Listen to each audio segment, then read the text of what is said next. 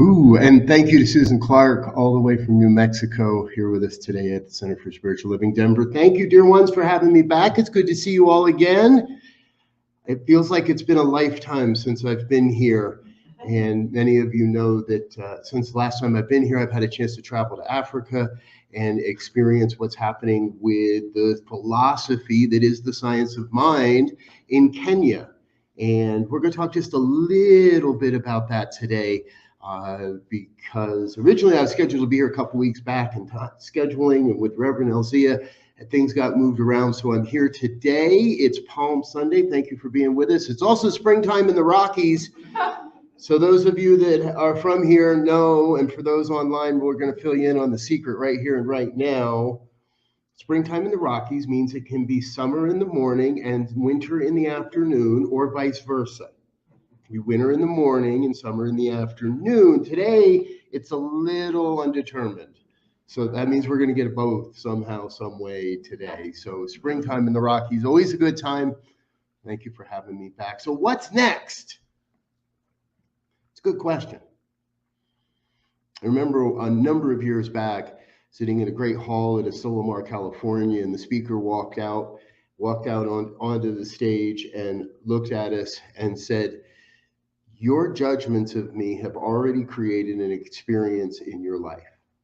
And then he followed it up by saying, and what I want you to know is the quality of your life is directly proportional to the quality of your questions.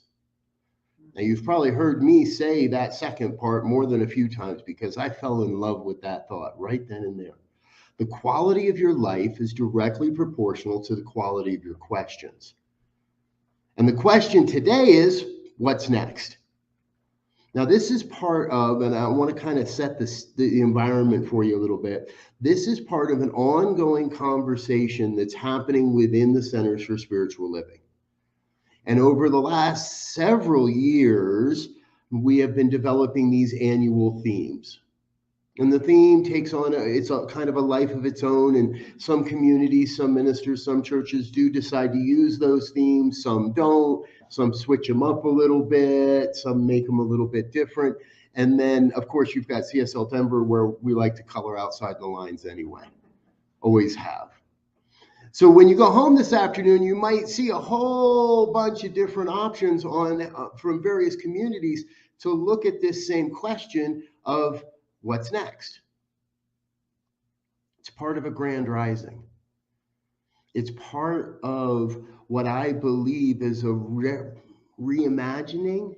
We're not really to the Reformation yet. We're not to the reforming yet. But we're in a reimagining of what contribution the New Thought philosophy, the science of mind philosophy, can contribute to the world, can contribute to humanity. And I'm going to tell you, it's a huge question. Last month in February, and it's the traditional month where Centers for Spiritual Living, we all get together at our annual conference, or maybe we call it a convention this year, or maybe we call it a gathering. We all pile into a resort somewhere, or at least a lot of people do, and talk a lot about the state of this grander global organization, if you will. And I think that is one of the answers of what's next. The time has come, I believe, to move away from learning about this stuff and actually living this stuff.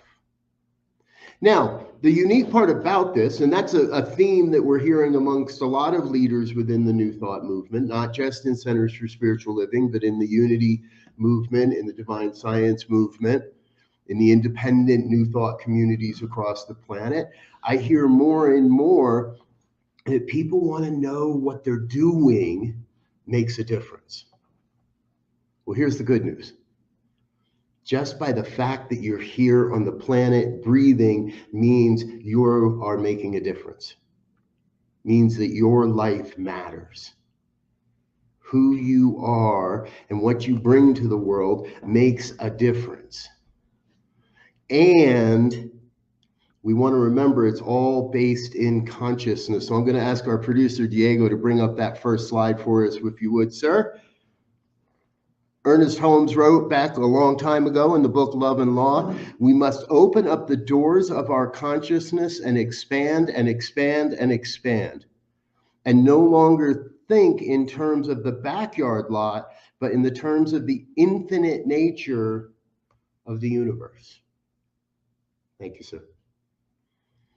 What that speaks to me is that this thing that was planted in our consciousness, this thing called the science of mind philosophy, is not bound by any location. It's equally available everywhere and to everyone. And more, I love how I do hear the principles and the practices that we teach here at the Center for Spiritual Living, that we teach across all of New Thought, the principles and the practices showing up in all kinds of interesting places. I'm reading a book currently. It's called Weird Church. They know me. And someone recommended this to me. It's called Weird Church, and it's written by a couple of folks that are very clear that the traditional Christian form of worship is dead. It's going away.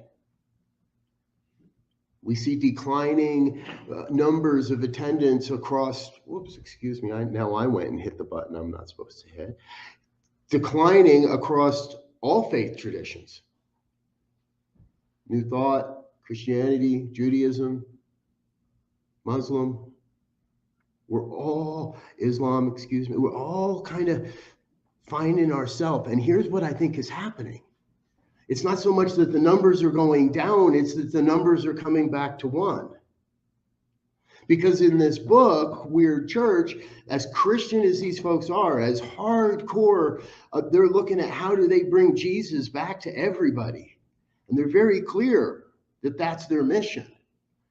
But they're looking at it from a perspective that says, how do we do it differently? And if I look at the words they are using, they're speaking New Thought. They're talking about the things we've been talking about in New Thought for a couple of decades now. And after being in this movement for almost 25 years now, I can tell you, we talk a great game. We have a little bit of a tough time putting it into action sometimes. So off we go to Kenya to see what's happening with New Thought, the science of mind, in Nairobi, in Kenya. And there has been a Center for Spiritual Living Kenya. It has been there for a number of years now. Not very many people heard too much about it here in North America for a while. And in 2020, they had a conference. Somehow they managed to have this conference in that year of 2020, the year when everything was canceled. And this year was the return, was the second time this community got together. And a lot of people knew I was going and would ask me questions, what do you intend to do? How are you going to support them? What are you going to do to? And I realized our job, every one of us, is not to implant or lay New Thought over top of what's going on. My job wasn't to go to Kenya and say, this is how you do it. This is what it means. This is how you do this practice, and this is how you do this practice.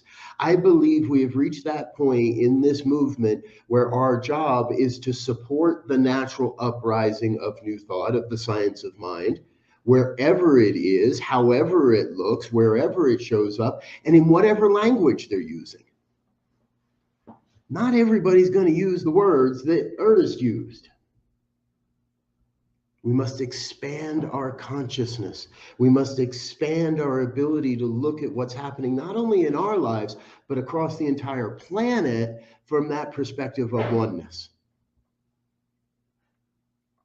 I use a phrase a lot.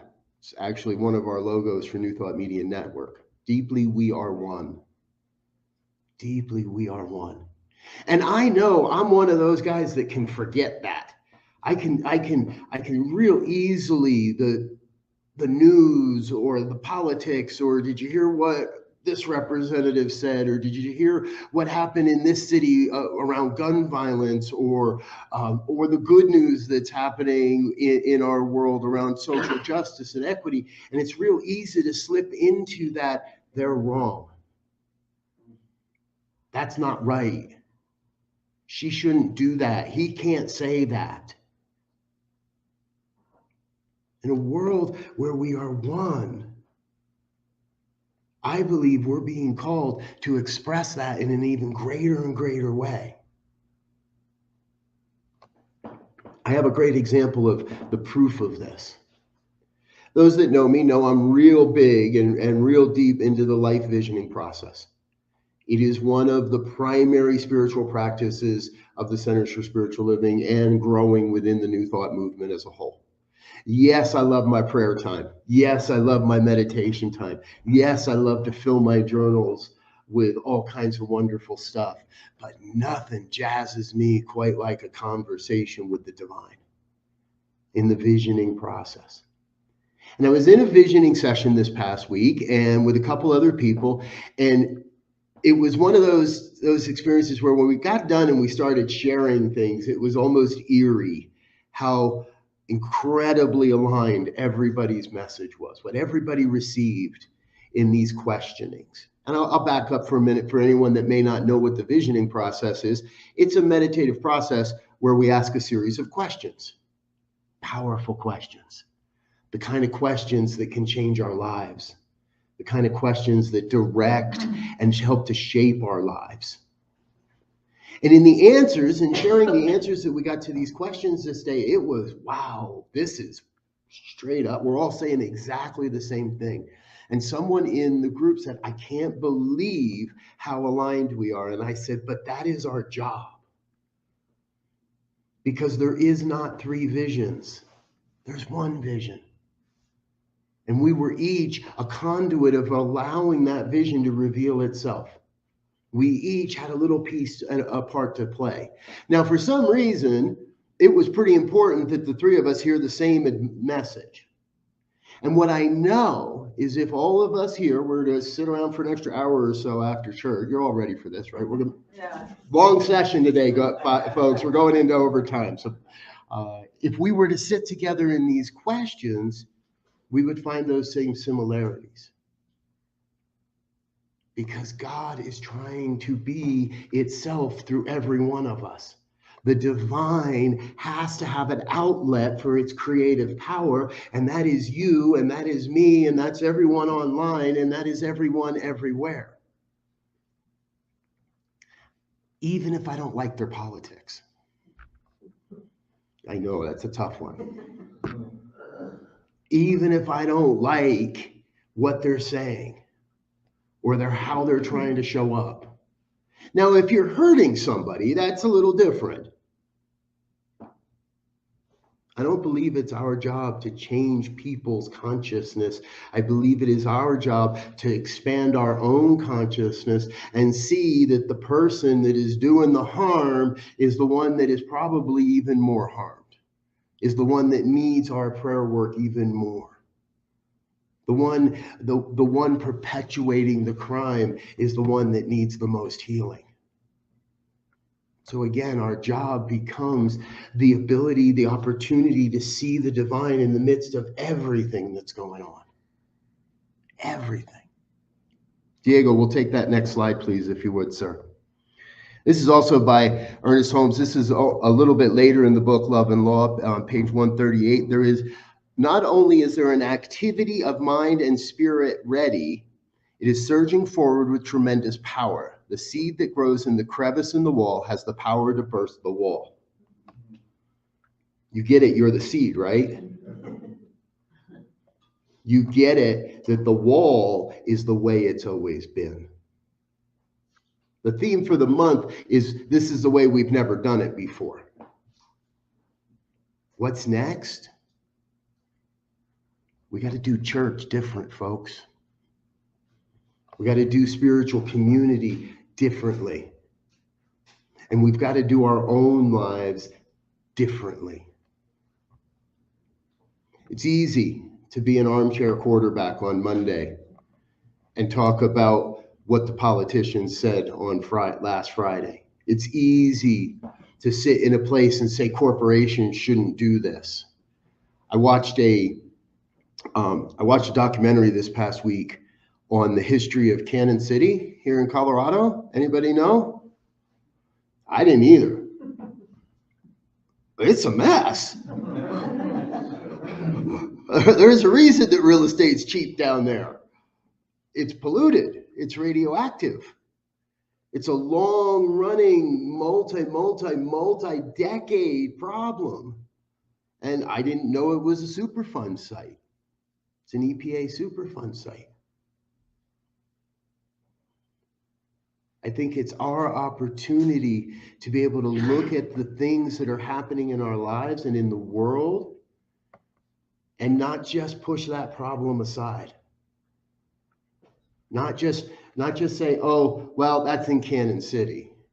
And the government's taking care of that, and the local people are taking care of that, and the company that started the problem is going to take care of that.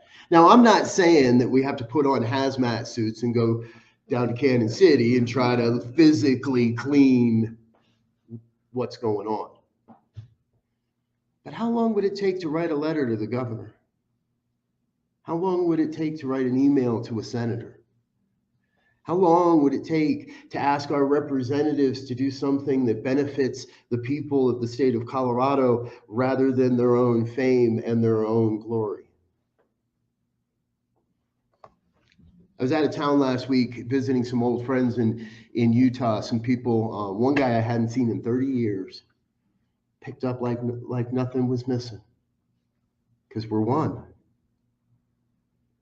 And during that, my wife sent me a photo that said Mr. Reed Brzezinski, and I'm like, well, that's my son's name. Why are you sending me a photo of this?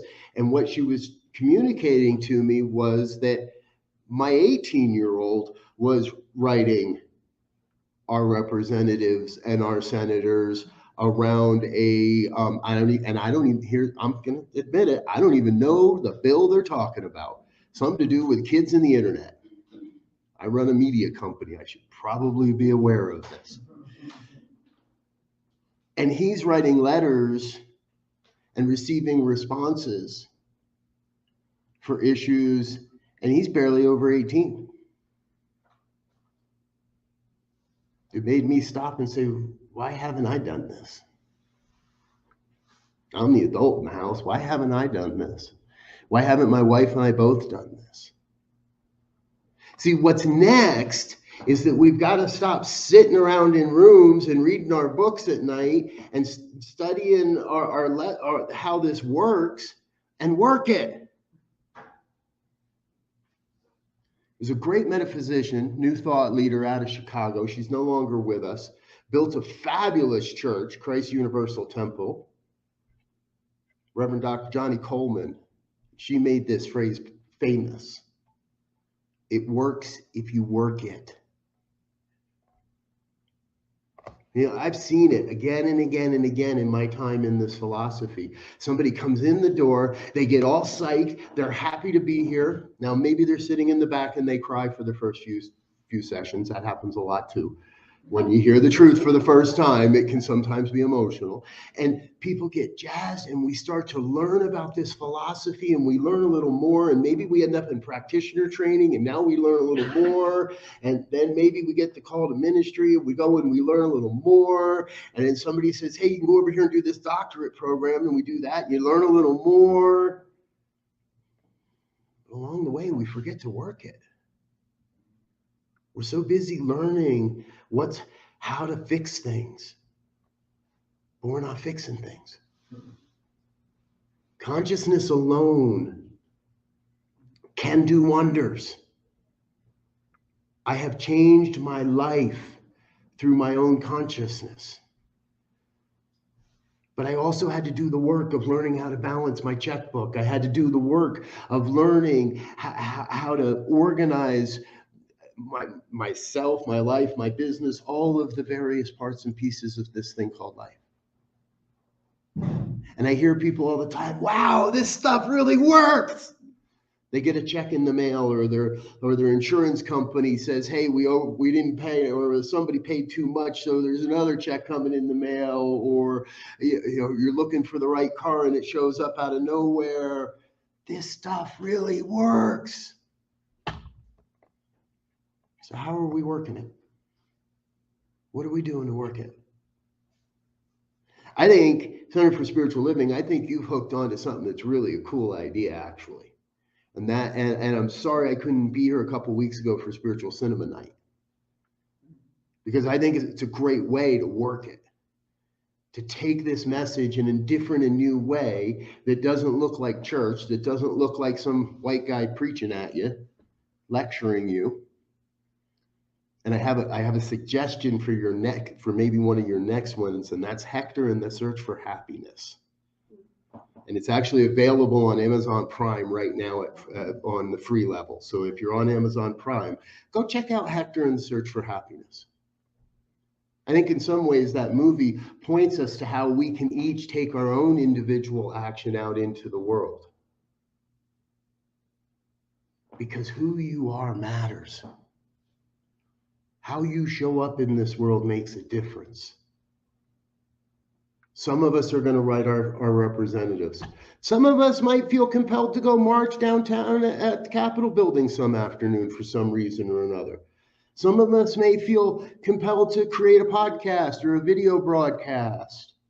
Some of us may feel compelled to just keep ourselves below the radar, but help out at a soup kitchen or a shelter or in some great organization. We've got tons of them around Colorado, helping the people that don't understand this yet, that haven't gotten that, oh, that's how it works moment. But I don't believe New Thought is truly a religion, because we're really open to everyone. Everyone has the power within to use these principles and create the life they truly desire. Done deal, plain and simple. That's all there is to it.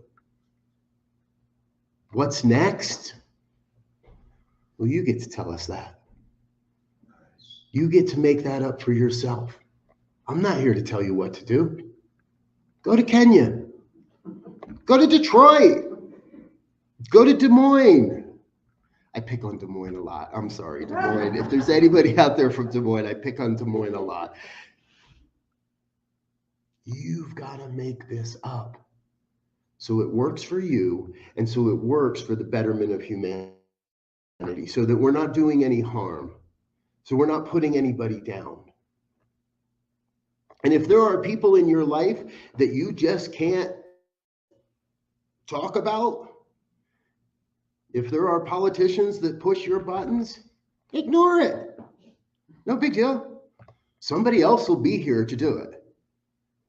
If somebody needs to be corrected, there's somebody on the planet that'll correct them. If there's somebody that needs to be held accountable, there's somebody that needs to be held accountable and can do it in a loving and caring and compassionate way. And if that's not you, no judgments, that's cool. Just ignore them.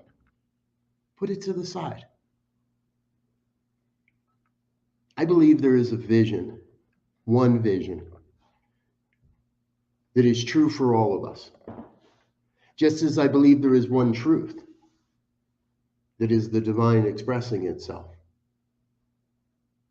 And so our mantra for the week is twofold. One that was suggested and one that I added on to. So we'll take that next slide there, please, Diego. Grounded in truth, I step forward into even greater goodness. Would you all say that with me?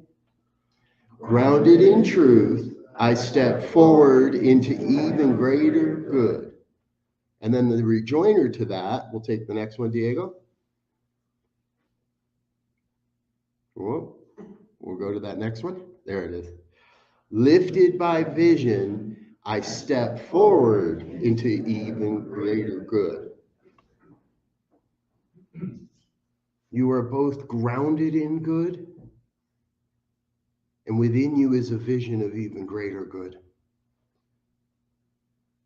You are the very seed that will break down the walls of injustice, inequity, poverty, the unhoused.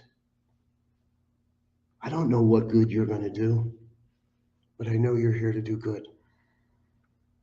So let's work it together. You with me? Yes. Then let's pray. I take the time to close my eyes and turn away from the distractions, turn away from the conditions, so I may recognize the one, so I may recognize that one power, that one presence, that one infinite intelligence that's operating as all of life, as my life, as the lives of each and every one in this room, everyone watching online, those beyond that, those that'll never hear these words, those that'll never even come in contact with this philosophy. Right there, I recognize the divine oneness revealing itself in unique and magnificent and awe-inspiring and yes, even confusing ways. This one self-existent cause is forever taking on form and abandoning that form in order to take on new form. This one reveals itself as your life in this moment, in every moment. And so today we celebrate that which is within, that sacred calling of the divine, that still small voice, that loud rumble, that slap in the back of the head, whatever it may be, that reminds us of our magnificence, of our greatness. See, what I know is I know that you come from greatness. I know that you are greatness. And I know that you are creating greatness as you work it. So I stand this day grounded in the truth of the divine, grounded in the truth of absolute knowing there is a power for good in the universe, and it is operating through my hands, through my heart, through the hands and the hearts and the minds of everyone everywhere. I stand grounded in that and cast forward a vision of a world that works for all life. A world where there is enough of everything, where we are free from all the restrictions, we are free from all the self-limiting beliefs, where we recognize there is enough food, there is enough of everything for everyone, that there is enough housing for everyone, that there is no reason for someone to be sleeping on the streets other than maybe just camping out, having a good time. We come to that place where we envision a world working for all. And whatever that looks like for you, the invitation is to go work it. To go use what is yours, to use the magnificence, the greatness you are, to create greatness in the world.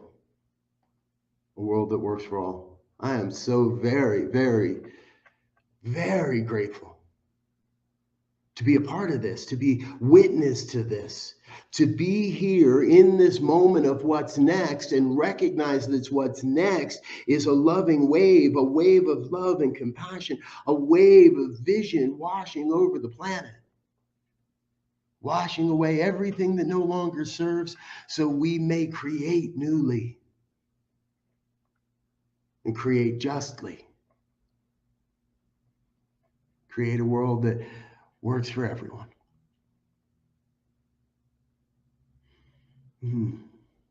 So from this place of gratitude, I release this word into the universal law, that co-creative law that must demonstrate, that must take this word and create, that cannot return this word void, that must make it so. I cast this vision, this prayer into that law and let it be. And if any word of this has resonated with you in any way, I invite you to join me in an affirmation of truth as we say together, and so it is.